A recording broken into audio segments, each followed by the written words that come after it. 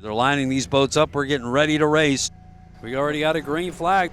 The race is on. The race is on. The race is on.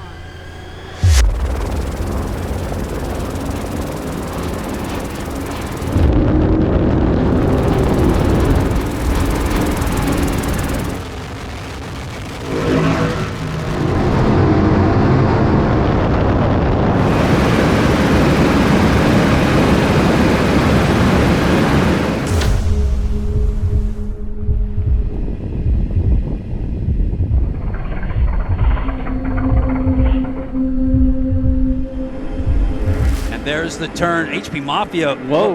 Wow, man, that is, oh my goodness. They turned that lap at 116 miles an hour. Race control to Dirty Money. Are we clear for a quick pass?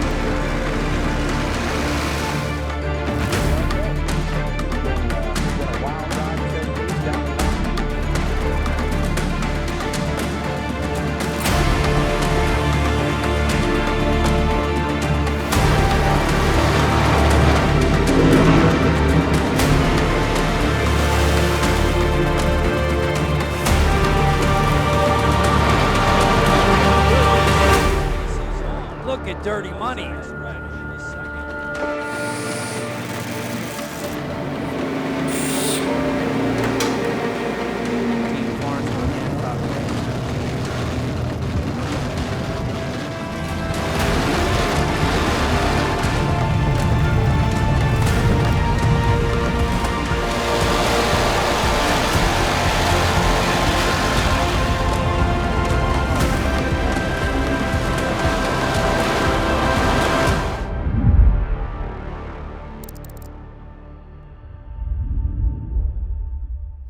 Can you see me okay? My shadow's good, everything's good. Tyler Miller, MCon Racing, Monster Energy.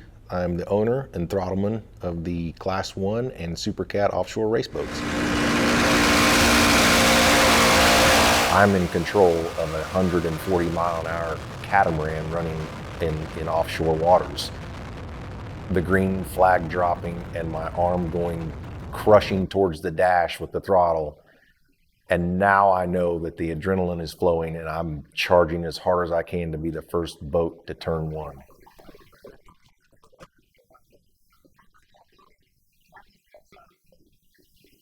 Everything pretty much goes away. The sounds go away. I think my mind just goes into work mode and then I forget about all the nerves and anything else. The focus just becomes do your job. You're in control of your own destiny. But for me, it's throttles on the dash and get my trim right, and then I'm looking left, looking right to see kind of who's going to be right there with you. And it's just a mental focus for me from that point on to make sure I've got everything on my checklist and everything in my mind taken care of, so I'm ready to go put it on them. And that is full-blown adrenaline like a person's never experienced.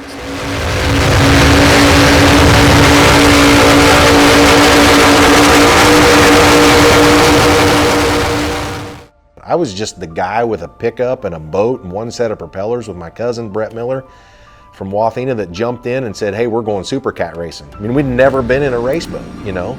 Brett and I watched the Super Cats make a few passes, and I said, someday that's going to be me. So over the last couple of years, I've gotten more and more interested, and last year in October, I decided to pull the trigger, and here we are today. He had never driven a race boat. I had never driven a race boat. Our first test session in the boat was in Cocoa Beach during test day.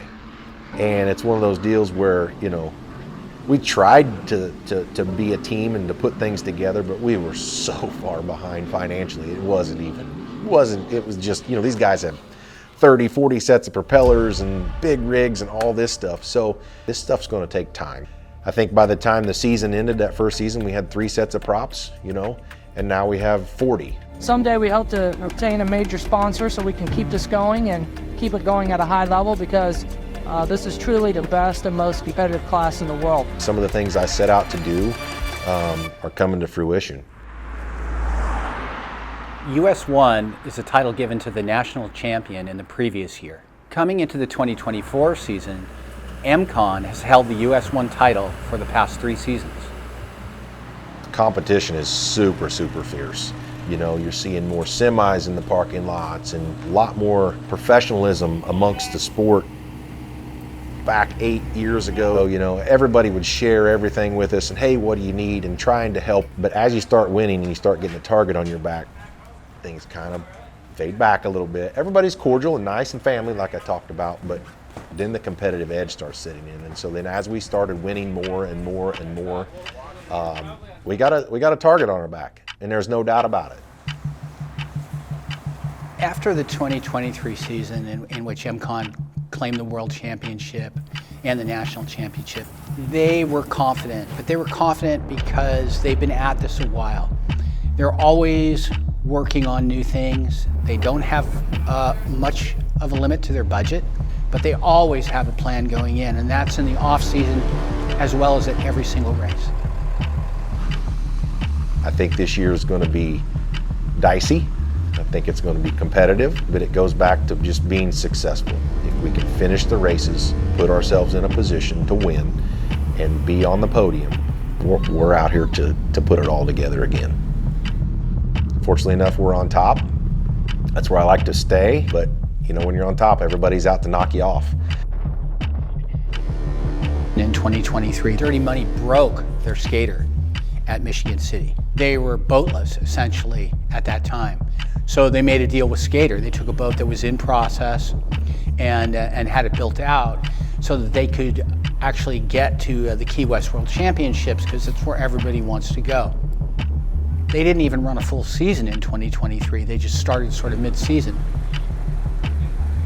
Somehow Dirty Money was able to get ahead, get it ready in time, and get it rigged in time with the Supercat engines and make it to Key West. Clear.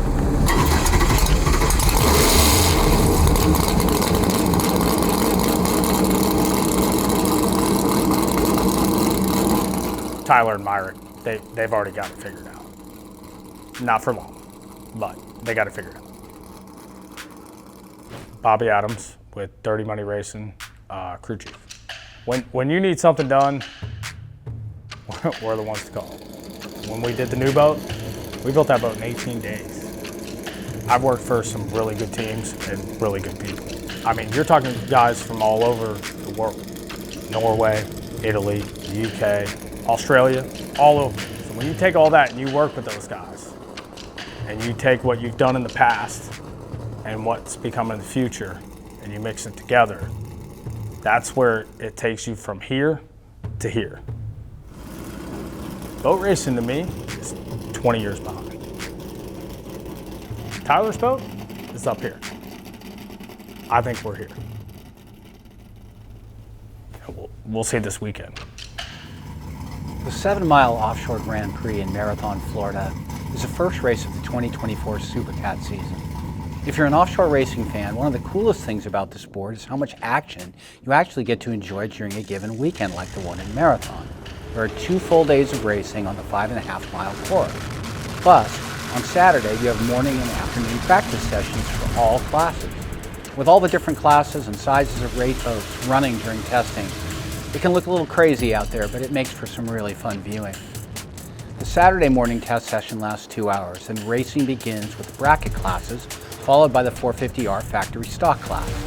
When the races are complete, the course opens again for an hour-long testing session. Unless a team breaks something, that's the end of it. The Sunday races start a little earlier with the Mod V, Super V, and the rest of the bracket classes leading off the action. Then comes the Super Stock Fleet, an outboard engine-powered group of catamarans that race hard and sound like a large and generally pissed off swarm of bees. The Super Cat contest is the grand finale of the entire weekend. 2 full days of racing action have built up to this contest. So when the green flag flies, it's game on.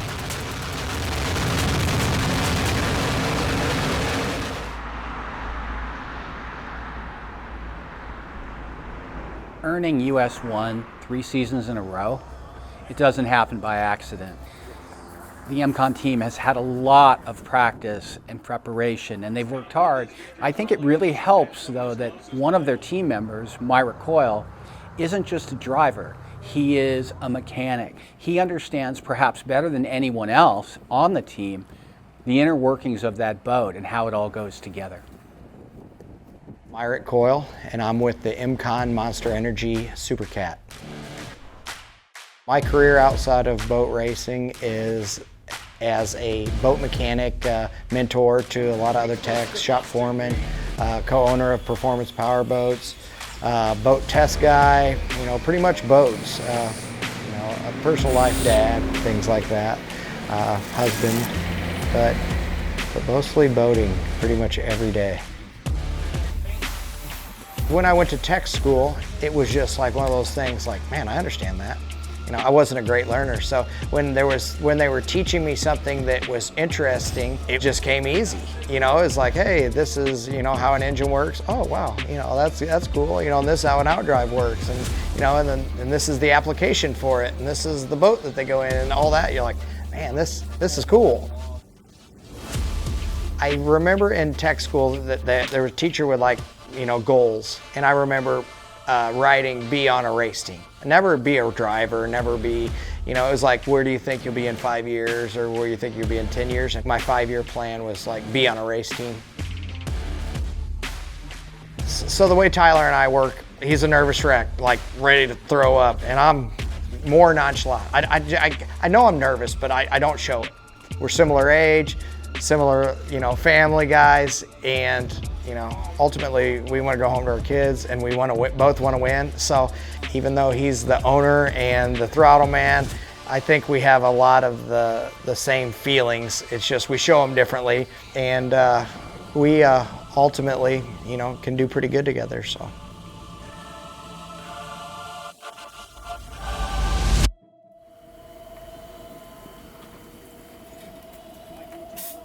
For Tyler, I try to be a comedian, kind of calming, but still serious, but try to break it up a little bit.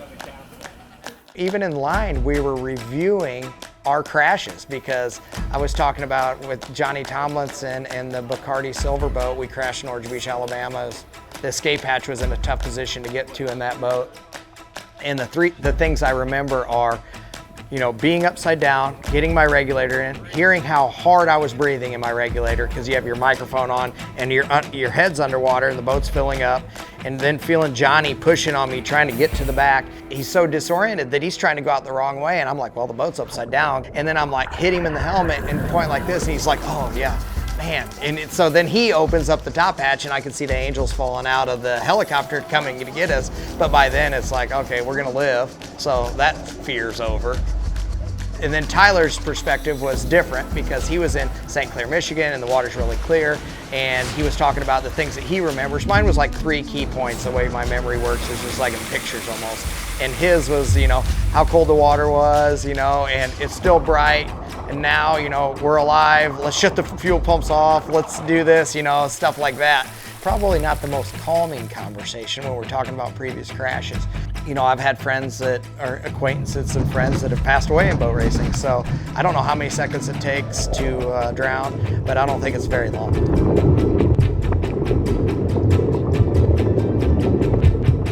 Despite all the precautions, all the safety systems, all the years of learning on how to keep a boat together in the case that the worst thing happens, this sport remains incredibly dangerous. They hit the water with the force of being concrete. It's a miracle to me that these things don't just snap in half. Whether you've been upside down in a boat before or never before in a canopied race boat, you have to deploy your emergency procedures and get yourself out of that boat as if you've done it 100 times. And keep in mind, you were just going 120 something miles an hour. You had a violent crash, your adrenaline was through the roof. Now you're hanging upside down. And you've got to just do your job. It's got to be done perfectly, or tragedy can definitely happen.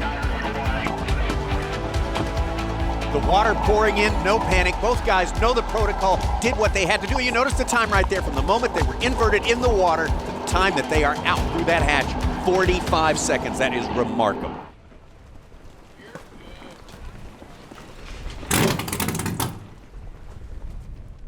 Before any given race, they're gonna want to get the boat in the water. They'll be testing more with an eye toward the conditions that they know they're going to be facing. You know, weather and water conditions, they call them predictions for a reason. You don't know 100% until you get there. They're going to make their final decisions on propellers and other set of issues for the conditions they hope will prevail throughout the race, because the race conditions can change in a 40-minute race. The weather is really set on it. You know, you get a couple good sets, if the wind lays down, you know, picks up, that's when you start making your changes. You know, I'm looking for overall course. You know, it's not the top speed, it's not the fastest guy to turn one, it's not the best accelerating boat, it's who can get around the course the fastest.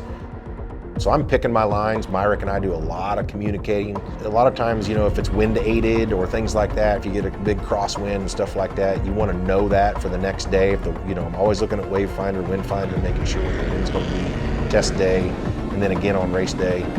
You know, and you're just feeling the boat out.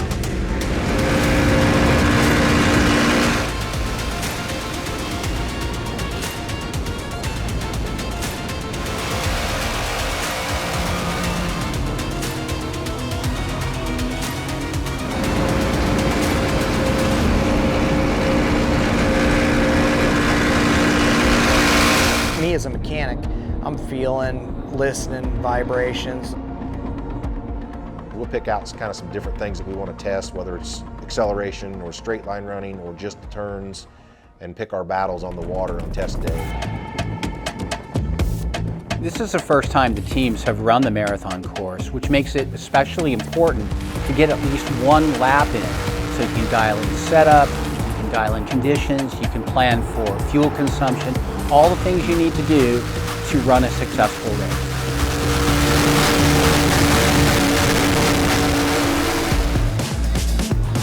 When we go back to the pits and read data, you know, if there's sections that look slow or off, I know in my mind that, hey, we were just getting to the next spot where I really wanted to go 110%. Feeling it out on the course, it's always different than just your testing in the lake, you know, and that gives you, you know, a pretty good mindset about what your setup needs to be. How bad would it be to screw something up in testing and then not be able to race on Sunday?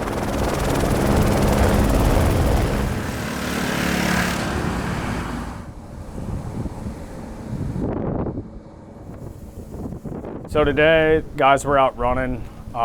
Said it felt like it just, you know, kind of just like lost fuel pressure and shut off. They went to go restart it and just, it sounded like the starter was zinging. Come to find out, the little gear on the end of the starter, the clip broke. So we had to disassemble the whole rear of the motor. Yeah, minor setback. We've had worse. What's MCON saying?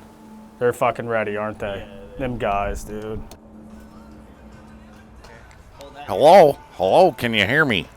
Thanks for coming out. The guys are happy, you can help. We didn't break anything, so that's why they're up there joking around. Made the first lap, everything felt pretty good.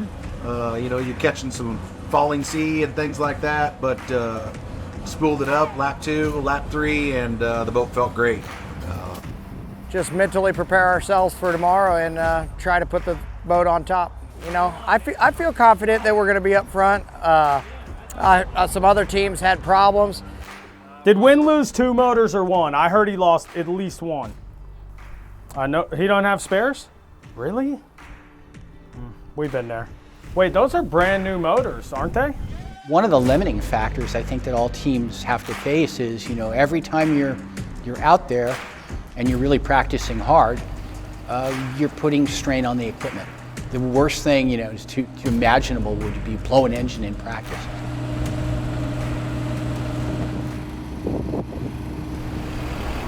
I'm Win Farnsworth. I'm the owner of Team Farnsworth Motorsports, Hancock Claims Consultants. The practice component is very important. So for us, marathon was our first test. 3 minutes, and we're shelling parts. That was a big setback. We were not pleased with that. So I mean, we have high expectations for ourselves every time we go out. We know we can compete with some of these other teams, and we need to do a better job of showing that.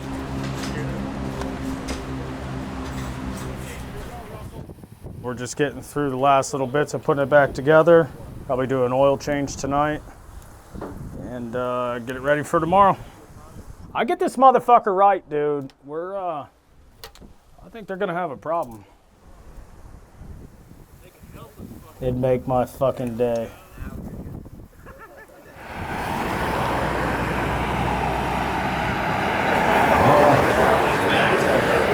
Hey, good to see you. Come on in. Get the chapter started. Glad you're here.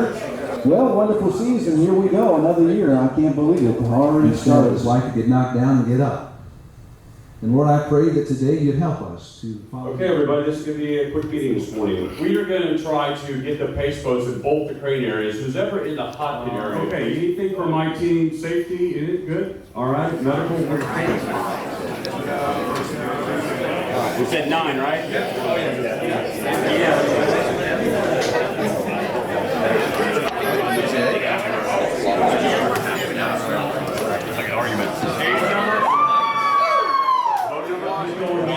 Have a great, safe day. Look forward to seeing you awards tonight. Thank you very much.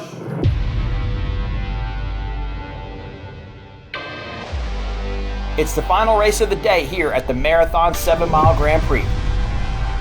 Will Dirty Money be a contender for the US-1 title this year, or will MCon become 4-time national champions? Dirty Money wasn't able to run a full lap yesterday in practice due to engine issues, so they'll be seeing the course for the first time today. Another new team, Farnsworth Hancock Claims, suffered engine issues in practice. That leaves them sidelined for today's race. 3 a.m. this morning, not so confident, but I'm feeling good now. Bill feels good, Britt feels good, the boat looked good, so we should be good. It is definitely a risk every time we strap in. And there's that one small sliver in the back of my mind that thinks about that before we push off the wall. I mean, being a father and Tyler being a father, and I mean, not just a father of one, we both have 4 kids, so there's a lot of people counting on us. Do we think about that? Yeah. I still feel a lot of risk.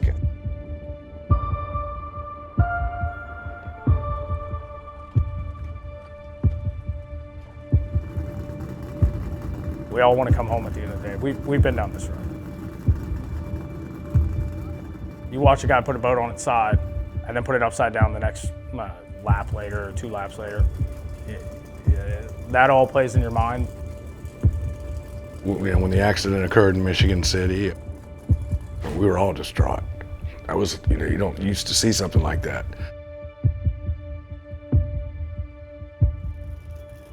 I'm a mom, so yeah, you have all those mama fears, and you just want to make sure that they're safe and they're protected,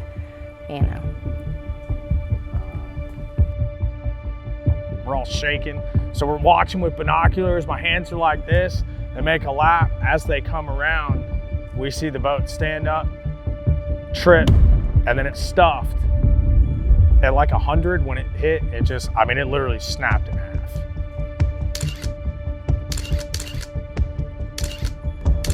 So you're worried about the safety? The safety first, everything else behind.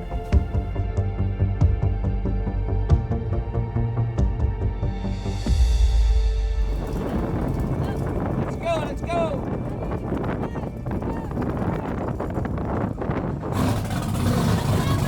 They'll push us off the wall, we'll go through a few last checks on the way out, and then comes the milling circle.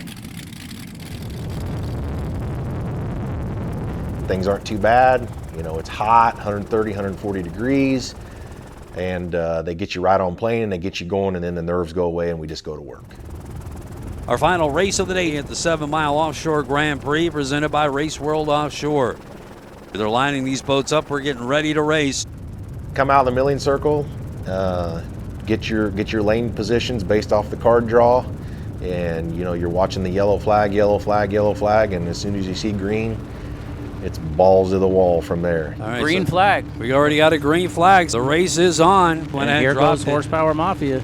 On the outside. They show great speed early.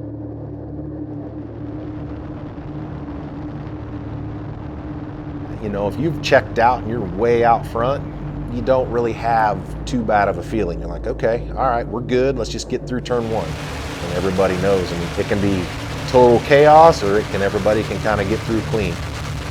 You always have that sense of, is somebody going to land on us? Is everybody going to be able to turn like we're turning?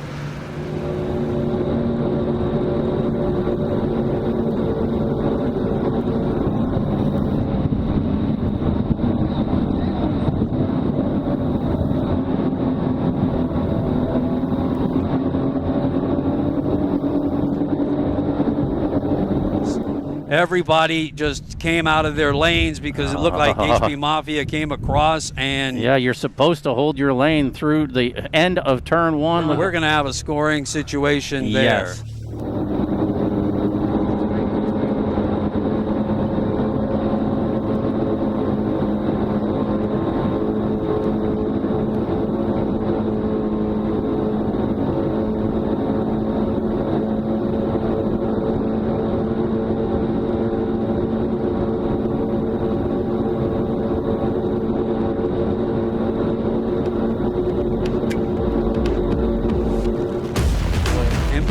And Dirty Money deck to deck, coming down towards the fans, the start-finish line. Lap number 1 looks like it's going to be.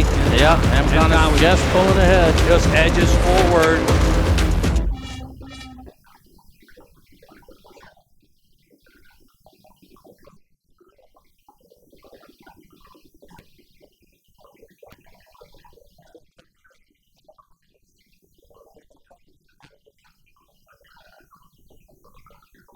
I was looking out the window as they were pulling up beside us. I think they came up on my side originally, and I remember thinking, okay, here they come, they're charging. And we went out, and it's side-by-side racing, and that's what we all want. Side by side, deck to deck, on lap number 3.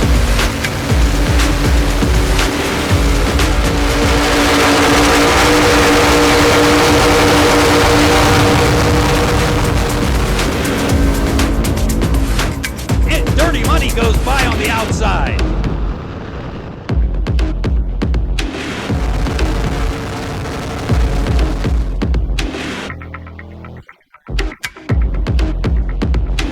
And on the far side, you can't see it on the live stream, but Dirty Money has taken a big lead over MCon.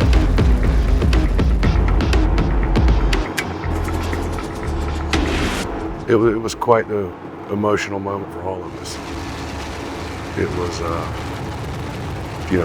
step back out first race of the year and do that was pretty strong.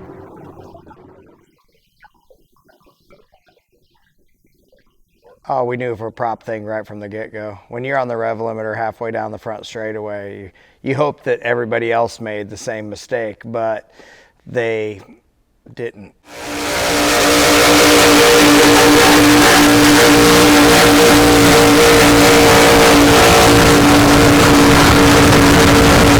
Brett Lilly on the wheel, Billy Pyburn on the throttles. Wow. Go, Dirty Money, go. They have pulled away.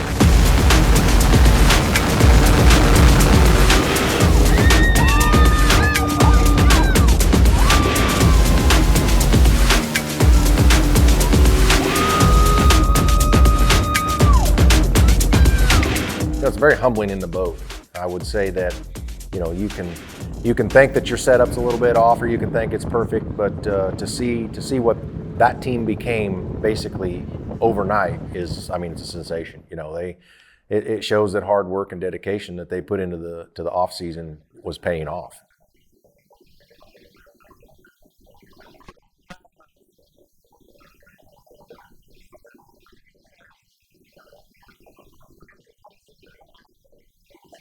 MCon in second. Dirty Money is your overall leader. MCon not used to chasing. But they stretched the lead to 2 seconds, and then 3 seconds, and then 6 seconds. And I think at one point in time it was 6, 7 seconds, somewhere up in that area. Lap 8, lap 9, things start settling in, and you're like, this isn't going to be our day. They turn that lap at 116 miles an hour. Dirty Money. Britt Lilly, Billy Pyburn continuing the lead. Lap 8 or 9, Myrick and I were still charging pretty hard. And you just come to that point in the race when you're like, okay, second place is good. And we're good with that. We put on a hell of a show for the fans. And today's just not our day to win it. Bo and Tiffany have to be, I don't know if they're on pins and needles right now or if they're just ecstatic. No, you got to be high, Yeah. super high, but at the same time, let's get this race over. There's Yes. still got 2 after this one.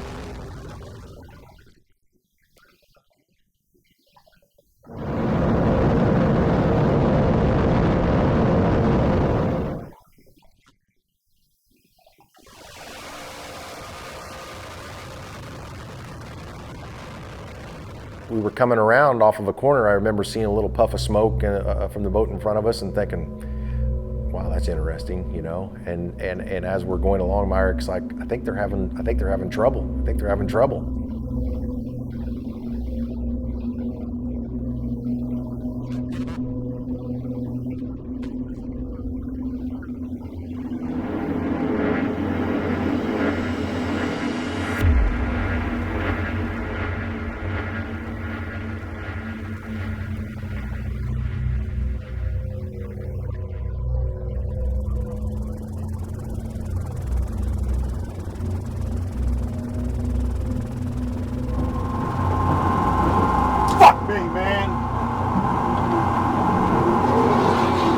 Over the radio and said, we're running out of fuel. We thought we had enough fuel. We like to cut it close, but that was too close. Is that it? That's Dirty Money. On idle, off plane, last lap.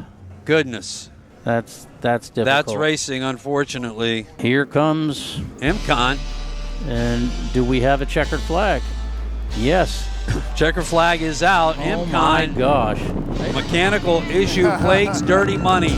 MCon holds in and now takes the lead and will take the checkered flag in Super Cat class. At the end of the day, you got to finish all the laps, and that's what took us to the checkered flag. And then to come back and, hugging everybody and like, yeah, we won, you kicked their ass, kind of feeling. That, to me, is more exciting than the actual adrenaline of running the race. We came there to show out. We did our job. Boat performed absolutely almost flawless. At the end of the year, I told everybody we were going to come back and blow the roof off, and pretty sure we did in Marathon.